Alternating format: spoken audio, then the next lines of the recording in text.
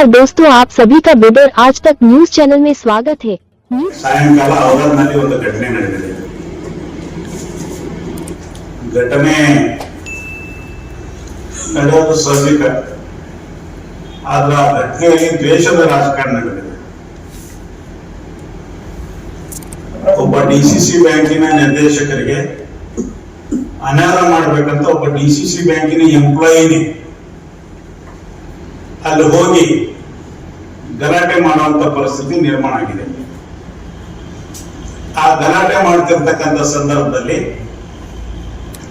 ಅಲ್ಲಿರ್ತಕ್ಕಂಥ ಬೆಂಬಲಿಗರ ಪಡೆ ಸಹಜಿಕವಾಗಿ ಆವೇಶಕ್ಕೊಳಗಾಗಿ ಅಲ್ಲೊಂದು ಸ್ವಲ್ಪ ಸಣ್ಣ ಪುಟ್ಟ ಮಾರಾಮಾರಿ ಆಗಿದೆ. ಆದ್ರೆ ಆ ಮಾರಾಮಾರಿಯಲ್ಲಿ ಈ ಜಿಲ್ಲೆ ಆಳಿರ್ತಕ್ಕಂಥ, ಇಡೀ ರಾಜ್ಯವನ್ನು ಆಳಿರ್ತಕ್ಕಂಥ, ಇಡೀ ಜಿಲ್ಲೆಗೆ ಒಳ್ಳೆಯದನ್ನು ಬಯಸಿರ್ತಕ್ಕಂಥ, ಇಡೀ ಜಿಲ್ಲೆಯ ಎಲ್ಲಾ ರಾಜಕಾರಣಿಗಳಿಗೆ ಹೆಚ್ಚು ಕಮ್ಮಿ 80% ರಾಜಕಾರಣಿಗಳಿಗೆ ಸಹಾಯ ಮಾಡಿರ್ತಕ್ಕಂಥ ಸನ್ಮಾನ್ಯ ಗುರುಪಾದಪ್ಪ ನಾಗಮಾರ್ಪಳ್ಳಿ ಅವರ ಸುಪುತ್ರರಾಗಿರ್ತಕ್ಕಂಥ ಉಮಾಕಾಂತ್ ನಾಗಮಾರ್ಪಳ್ಳಿ ಅವರ ಮೇಲೆ FIR ಮಾಡತಕ್ಕಂಥ ಒಂದು ದುಷ್ಕೃತ್ಯ ಅಲ್ಲಿ ನಡೆದಿದೆ. ಇದನ್ನ ಖಂಡಿಸಬೇಕಂತ ಇವತ್ತಿನ ಪತ್ರಿಕಾಗೋಷ್ಠಿಯನ್ನ ನಾನು ನಡೆಸ್ತಾ ಇದ್ದೇನೆ.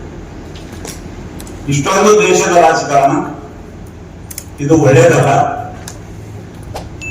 ಅಧಿಕಾರ ಶಾಶ್ವತ ಅಲ್ಲ.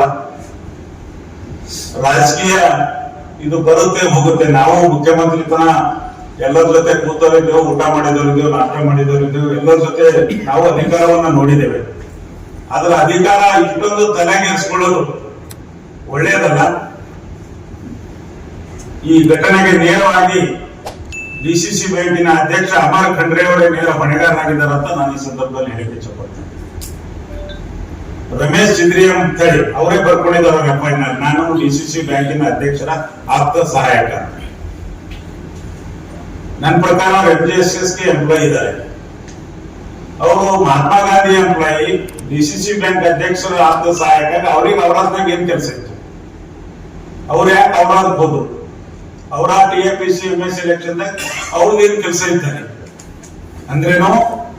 ಅಲ್ಲಿ ಬಸವರಾಜ ಹೆಬ್ಬಾಳೆ ಅವರು TAPC ಡೈರೆಕ್ಟರ್ ಆಗಿ ಆಯ್ಕೆ ಆಗಿಲ್ಲ ಅಂದ್ರೆ ಅವ್ರದ್ದು ಇಲ್ಲಿ ಡಿಸಿಸಿ ಬ್ಯಾಂಕ್ ಡೈರೆಕ್ಟರ್ಶಿಪ್ ಫಂಡ್ ಹೋಗ್ತದ? ಅವ್ರು ಡೈರೆಕ್ಟರ್ಶಿಪ್ ತೆಗಿಬೇಕು ಅಂದ್ರೆ ಒಂದ್ ರೀತಿಯ ಭಸ್ಮಾಸುರ ಪ್ರವೃತ್ತಿ. ಹಿಂದೆ ಶಿವನ ಬಳಿಯಿಂದ ಭಸ್ಮಾಸುರ ಆಶೀರ್ವಾದ ಪಡೆದು ಆ ಶಿವನ್ ತಲೆ ಮೇಲೆ ಕೈ ಇಡ್ಲಾಕ್ ಹೋಗಿದ್ದು ಕತೆ ತಮ್ಗೆಲ್ಲರಿಗೂ ಗೊತ್ತಿದೆ. ಈಗ ಅಮರ್ ಖಂಡ್ರೆ ಅವ್ರದ್ದು ಹಂಗೆ ಗುರುಪಾದಪ್ಪ ಅವ್ರದ್ದು ಹೋಗಿ ಅವ್ರ ಕಾಲ್ ಬಿದ್ದವ್ರ ಆಶೀರ್ವಾದ ತಗೊಂಡು ಇವತ್ತು ಗುರುಪಾದಪ್ಪ ಅವ್ರ ಮಕ್ಕಳು ತೆರೆ ಮೇಲೆ ಕೈ ಇಟ್ಟು ಭಸ್ಮಾಸುರ ಆಗ್ಬೇಕಲ್ಲ ತಪ್ಪ. ಅದ್ರ ಭಸ್ಮಾಸುರನ ಕಥೆ ಏನಾಗಿದೆ ಅಂತ ಎಲ್ಲರಿಗೂ ಗೊತ್ತಿದೆ. ಅದೇ ಪರಿಸ್ಥಿತಿ ಅಮರ್ ಖಂಡ್ರೆ ಅವ್ರಿಗೆ ಬರಬಾರದು ಅಂತ ನಾನು ವಿನಂತಿ ಮಾಡ್ತೇನೆ. ಇದು ಒಳ್ಳೇದಲ್ಲ. ರಾಜಕೀಯ ಮಾಡ್ರಿ, ನಡೀತದ. ರಾಜಕಾರಣದಾಗ ಪರ ವಿರೋಧಗಳು ಇರ್ತವೆ, ಶಕ್ತಿ ಪ್ರದರ್ಶನಗಳು ಇರ್ತವೆ. ಜನ ಯಾರಿಗೆ ಮತ ಹಾಕ್ತಾರೆ ಅವ್ರು ಗೆಲ್ತಾರೆ, ಯಾರಿಗೆ ಹಾಕಲ್ಲ ಅವ್ರು ಸೋಲ್ತಾರೆ. ಇದು ಕಾಮನ್ ಅದ ಪ್ರಜಾತಂತ್ರ ವ್ಯವಸ್ಥೆಯಲ್ಲಿ. ಡಾಕ್ಟರ್ ಬಾಬಾ ಸಾಹೇಬ್ ಅಂಬೇಡ್ಕರ್ ಅವರು ನಮಗೆ ಕೊಟ್ಟಿರ್ತಕ್ಕಂಥ ಅವಕಾಶದಲ್ಲಿ ಇವೆಲ್ಲ ಸಹಜಿಕ ಪ್ರಕ್ರಿಯೆಗಳು.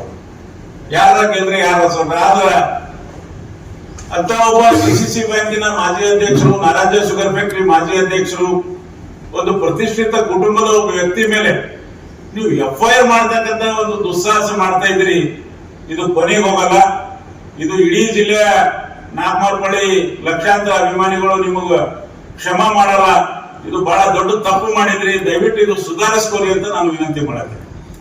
ಮತ್ತೆ ಇಂಥ ಘಟನೆಯಿಂದ ತಾವು ಜಿಲ್ಲಾ ಉಸ್ತುವಾರಿ ಸಚಿವರಾಗಿರ್ತಕ್ಕಂಥ ಈಶ್ವರ್ ಖಂಡ್ರೆ ಸಾಹೇಬ್ ಹೆಸರಿಗೂ ಮಸಿ ಬೆಳೀತಕ್ಕಂಥ ಕೆಲಸ ತಾವು ಮಾಡ್ತಾ ಇದ್ದೀರಿ ಅಂತ ನಾನು ಈ ಸಂದರ್ಭದಲ್ಲಿ ಹೇಳಿಕ್ಕೆ ಇಷ್ಟಪಡ್ತೇನೆ.